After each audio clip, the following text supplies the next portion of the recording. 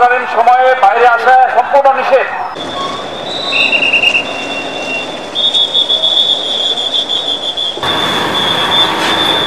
শিক্ষার্থীদের ঢাকা অভিমুখে কর্মসূচি ঘিরে সকাল থেকেই কঠোর অবস্থান নেয় সেনাবাহিনী।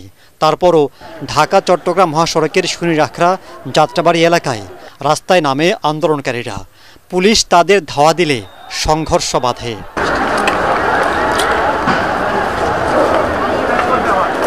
কয়েকদিন থেকে উত্তপ্ত মিরপুরেও কারফিউ উপেক্ষা করে রাস্তায় নামেন শিক্ষার্থীরা।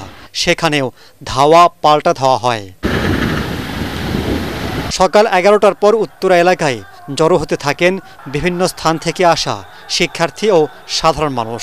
মিছিল নিয়ে এক পর্যায়ে বিভিন্ন সড়কে অবস্থান নেন তারা। গাড়ি রয়েছে, যেখানে এপিসি রয়েছে,